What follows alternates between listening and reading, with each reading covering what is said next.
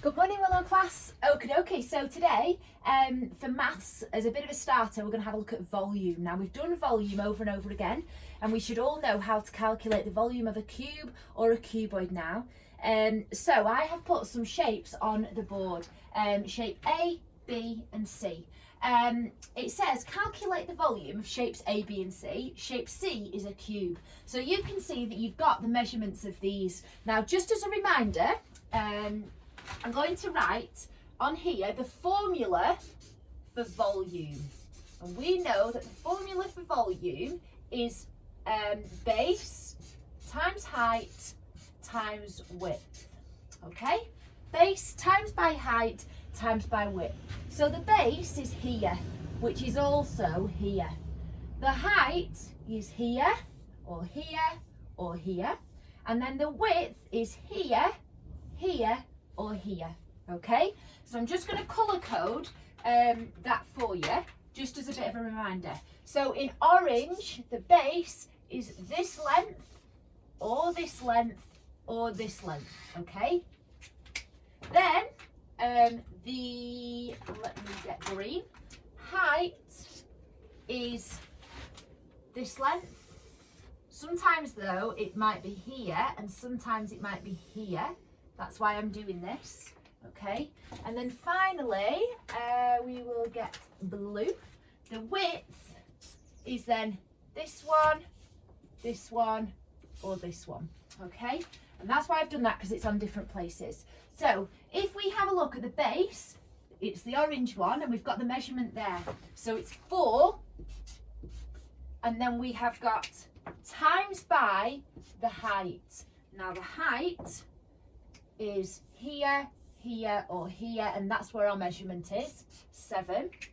Then we have got times by our width, and our width is here, here, or here, and you can see that we have got the measurement 3.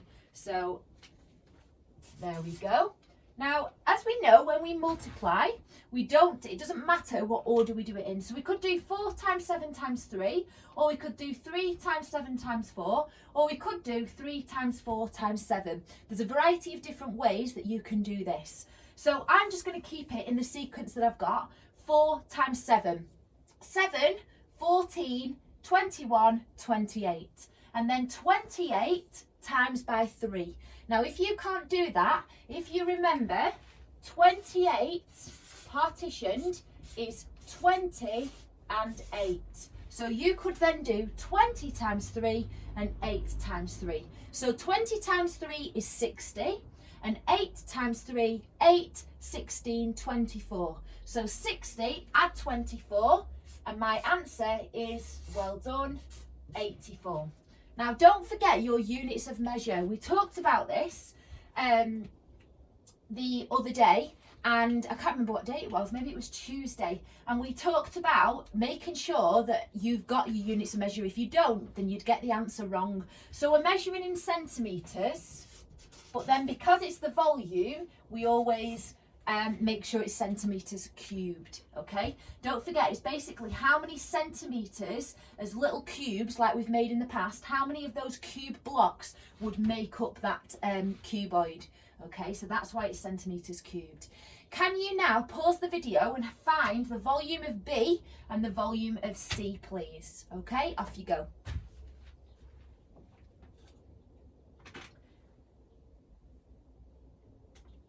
Okie dokie, well done if you have got that. So we recognise that it's the base times the height times the width. Base times height times width. So 6 times 4, 6, 12, 18, 24. And then 24 times 2, or double 24, and that is 48 centimetres cubed, don't forget. Okay?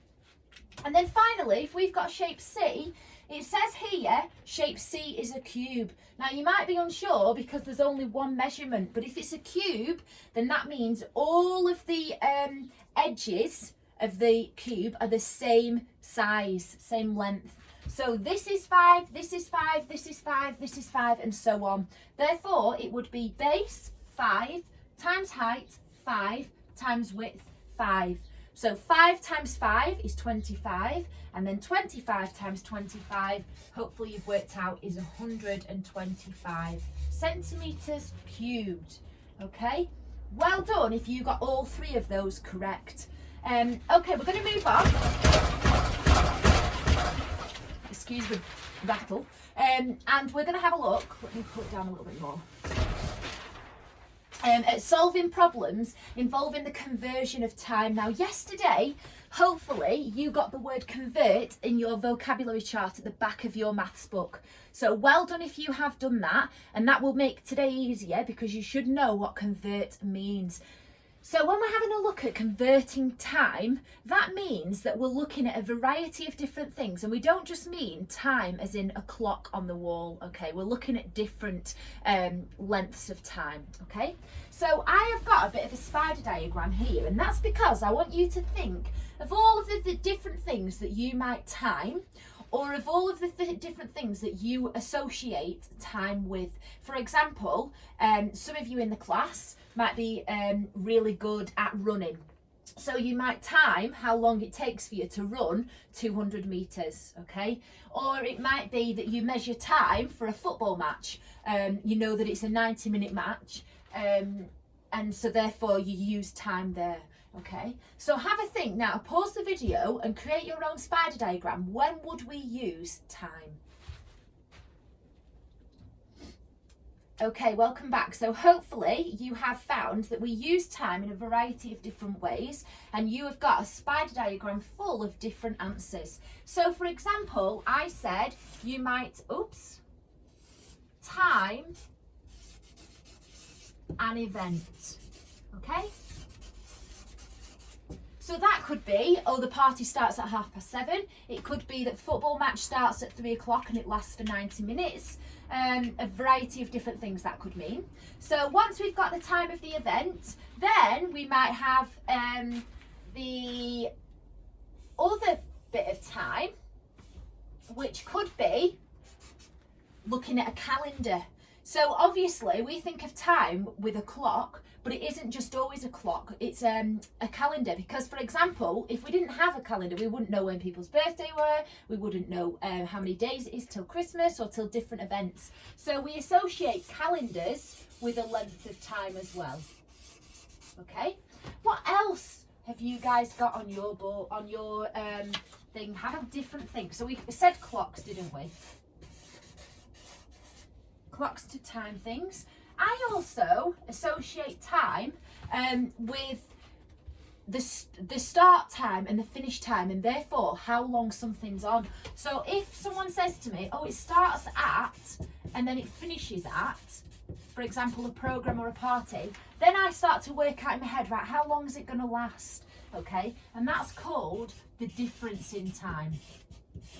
Okay, or for example, you might have a question that says, it's what month are we in now? April. So we might say, right, it's April now, and it's my birthday in November. How many months is it to my birthday? And you would then count on, and you would calculate the difference. Okay, so it's a start and a finish, and you calculate the difference. And then finally, I've said comparison or comparing time. Okay, so for example, if I was in a running race with someone in the class and I got 37 seconds to run 200 metres, and then someone else got 32 seconds, they're obviously quicker than me, but how much quicker? Okay, so you'd have to compare the times and calculate the difference. Okay, so those are all of the different things that we associate time with. And now, based on some of those, I've got some questions. And what I'm going to ask you to do is answer the questions in your book. You don't need to write the questions out. It's just to have a practice before you move on to the questions below. The questions below are quite detailed, and they have been pulled from SAT-style questions. So they're really helpful, they're really in-depth, and people will have answered these in the past. So you'll be able to get a good idea of what sort of things are expected. So here, the first question, what is 312 minutes in hours and minutes? So first of all, we need to know, well, how many minutes are there in 1 hour?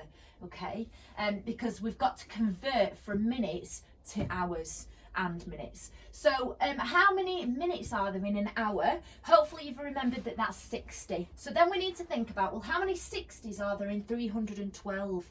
So you can either count up in your 60s, or you could count up in your 60s and see how many there are until you get to 31.2. Okay, so 6, 12, 18, 24, 30. Okay, so there's 5 6s in 30, so there are 5 60s in 300. So if I've got 5 60s in 300, how many have I then got left over? So we've just said I've got 5 60s, which basically means 5 hours. And then how many minutes have I got left over from 300? Good, so hopefully you have seen that I have got 12 minutes. I'm just going to put mins for short, okay? Super. So the next one that I have got is how many days are there in July, June and May? So pause the video, have a think of this. Remember the little rhyme that I do in class with you. 30 days has September, April, June and November. All the rest have 31 apart from February, which as we know has 28. So 30 days has September, April, June and November, and all of the rest have 31. Pause the video and see if you can calculate how many days there are in those 3 months. Okie dokie, so coming back to the rhyme, you're going to be sick of me saying this. 30 days has September, I don't have that there, April, June, I've got here, so I'm going to make a note like we do in class. 30. And November, and then all the rest have 31 apart from February. Well, all of the rest of these. So if I've got 31 add 31 add 30, I'm going to add all my 10s together. 30 add 30 is 60, add 30 is 90, and then add my 2 1s is 92. Okay, so that's how many days there are in those 3 months. Well done if you got that right. Don't forget, like I said, time isn't just clocks. We're looking at comparison, difference, time and events, the calendar months as well, okay? Next one, how many seconds are there in 5 minutes and 37 seconds? So if you have got 5 minutes, well, first of all, how many seconds are there in 1 minute? Good, hopefully you would know that there are 60 in 1 minute. So if we've got 60 in 1 minute, but we've got 5 minutes, then we need to do 60 lots of 5, okay? So 60 lots of 5. Now I know that 6 times 5 is 30, therefore 60 times 5 is 300. But then it says and 37 seconds. So I've got my 300 for my 5 minutes and I'm adding my 37 seconds. So you then would realise that that's 337 seconds. Okay, the very last one, we are looking now at difference. So how many months are there between January 2019 and June 2020? The key word there is between, okay? So I'm not including January and I'm not including June. Also look at the years, so you can see that I'm not just going from January to June, I'm going from January all the way down the calendar months, back up to January and then to June, okay? So pause the video and have a go at working this one out. Okay, welcome back. If you struggled with that, the way that we've done it in class is by just writing down the calendar months. So January, February, March, April, May, June, July, August, September, October, November, December. And then you can check it that there's 12. 1, 2, 3, 4, 5, 6, 7, 8, 9, 10, 11, 12. So we're going between January and June, okay? So I'm not including January. So 1, 2, 3, 4, 5, that's June, but don't forget it's the next year, okay? So 5, 6, 7, 8, 9, 10, 11, 12, 13, 14, 15, 16, and I'm not including June, okay? So there are 16 months between them. So how many months? 16 months. Okay. So you have got questions similar to these. Some of them are a little bit trickier and should get you thinking. But like I said, they're pulled from SAT style questions. So have a good go at them. And I look forward to see how you get on